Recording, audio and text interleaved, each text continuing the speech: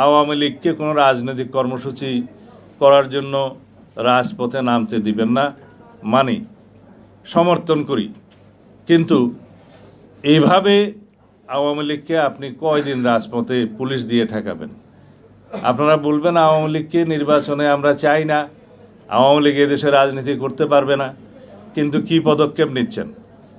আইনি কোনো পদক্ষেপ কি এই সরকার নিচ্ছে? না।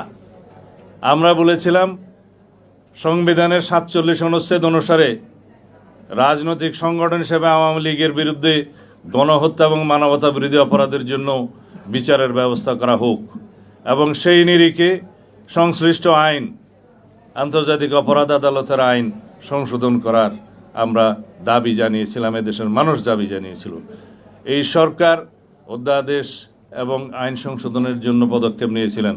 হঠাৎ করে তারা ক্যাবিনেট মিটিংয়ে সিদ্ধান্ত নিলেন এটা করা যাবে না। কেন?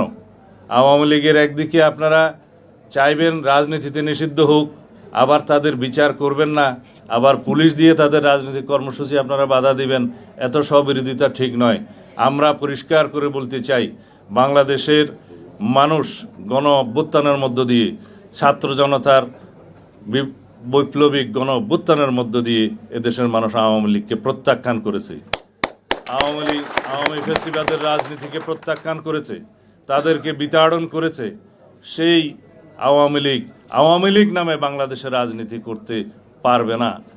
এই আওয়াজ আমরা এখন ওঠাচ্ছি।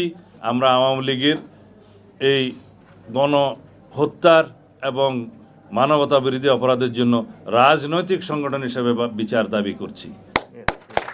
বিচারিক প্রক্রিয়ার মধ্য দিয়ে নির্ধারণ হোক বাংলাদেশে আওয়ামী লীগ রাজনীতি করতে পারবে কিনা, নির্বাচন করতে পারবে কিনা।